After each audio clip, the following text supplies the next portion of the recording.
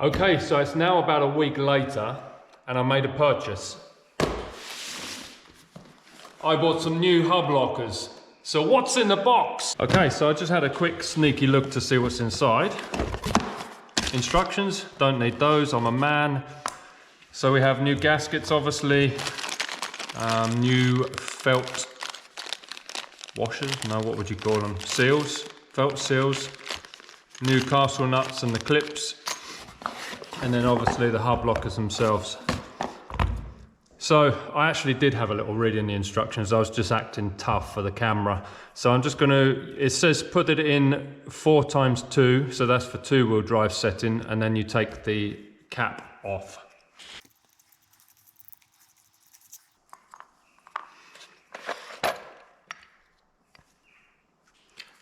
Okay, so you can see this is the gear that selects 4-wheel drive. So that moves in and out when you turn this dial. I really don't know what to do about this because I don't like the red, because my Land Rover is obviously crusty and patinaed, and then these are nice, new and shiny. So I was thinking about putting these in the blaster and taking the paint off, but then I would have to take all of this apart and get sand in everywhere, and I don't want to do that. So they're going to go on like this for now. And then you have a new gasket, take that off for now. And then this is obviously the gear that engages into, and that is where your shaft, drive shaft slots into. So when you don't have this selecting, this thing is just spinning freely with your wheel. And then obviously when you connect this, it connects the drive shaft to the wheels, and then you have 4-wheel drive. Okay, so back on the Land Rover, I previously took it here now. Oh, I forgot my wheel. Santa is here changing summer tyres onto his Saab 900 in the winter. Yeah, exactly. This beautiful Saab 900 is up for sale if you want to buy it.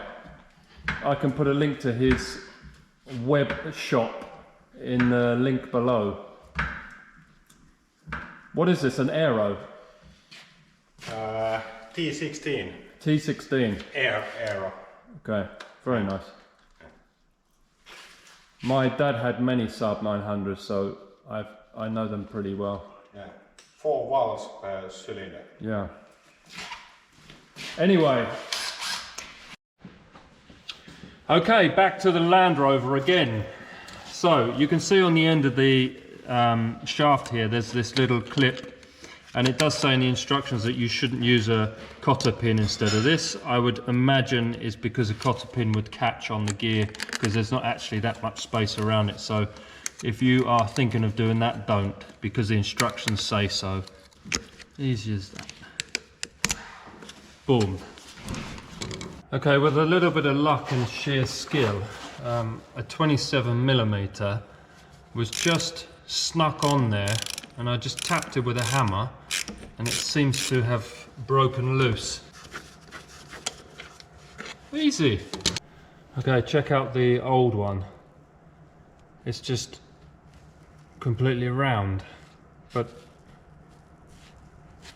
the 27mm socket, you see, it was just enough to grab that, but it wasn't particularly tight, so cool. So next up is take these 6 bolts off, which I believe is a 5/8. So let's just whip these off.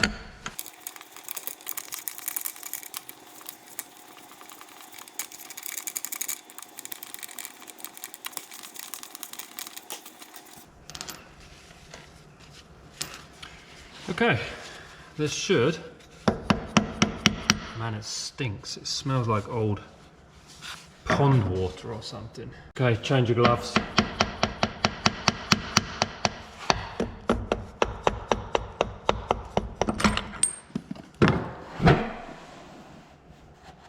Okay, so that washer just popped off.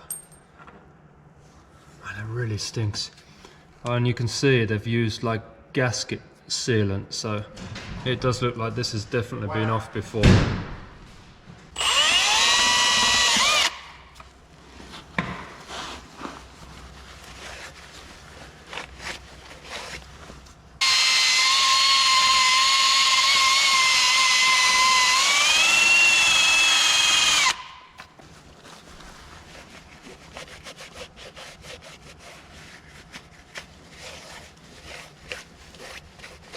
Okay, on to the next stage. So I just cleaned these up with a wire brush, so they're nice and ready. And I'm going to use some of this copper paste on the nuts. And we have these fresh gaskets. Now, these new gaskets don't need any sealer, but I'm going to use some anyway. And for one reason is, I really don't want it to leak. Plus, it will help me when I put it on because it won't keep falling off. It will just stick to the surface there. So I'm just going to add some of this not so silly gasket from Kent, just a tiny amount. Okay, so I just put a thin layer on there and I'm just going to glue it on there. So you see it holds it in place. So there's no juggling. And then I'll just add a little bit more. Like so.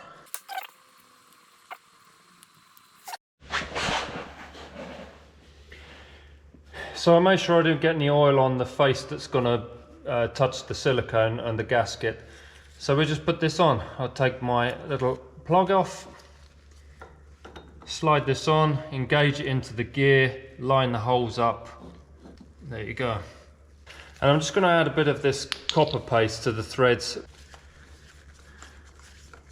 And again, with like a lot of the other stuff, I have mentioned that tighten them in a star fashion.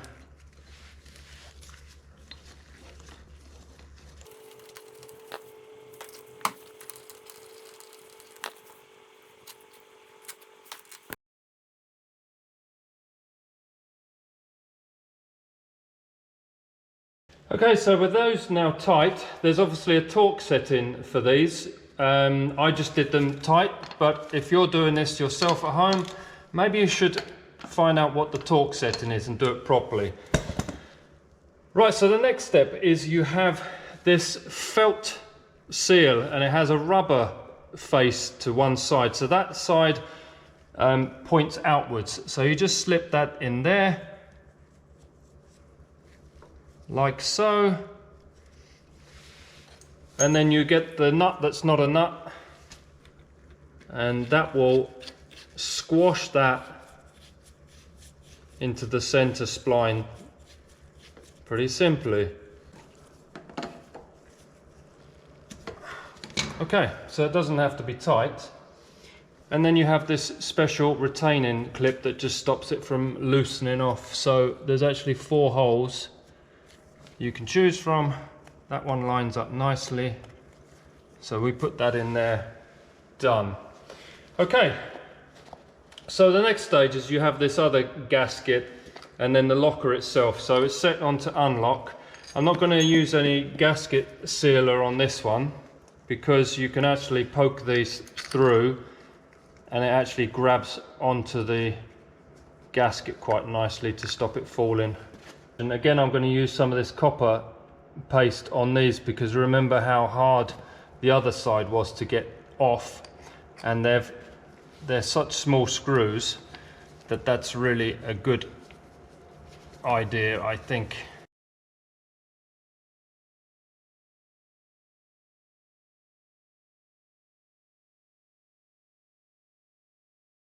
Okay, so there we have it. Pretty simple stuff.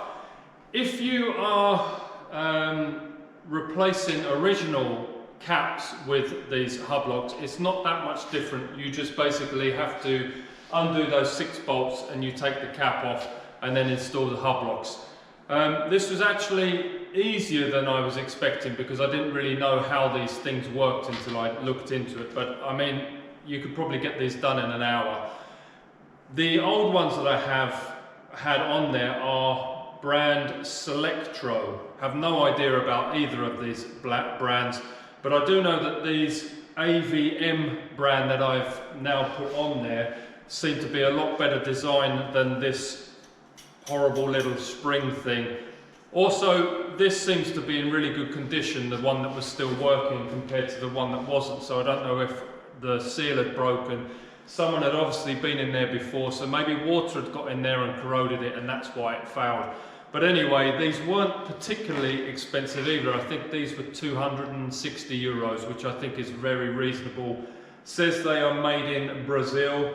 They seem good enough quality. We shall see.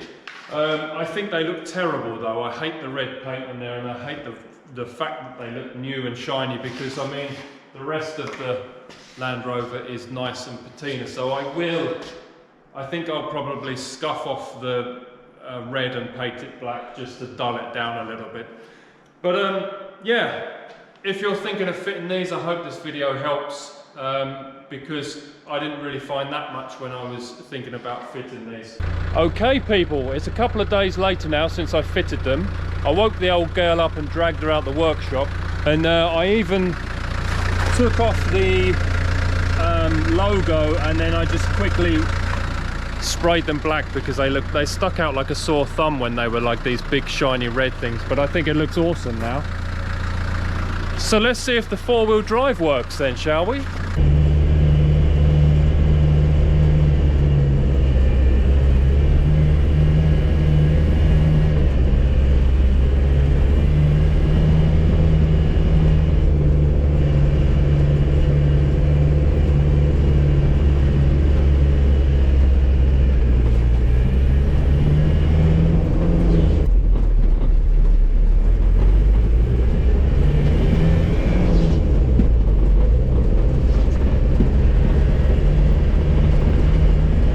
So there we have it, the end of another episode.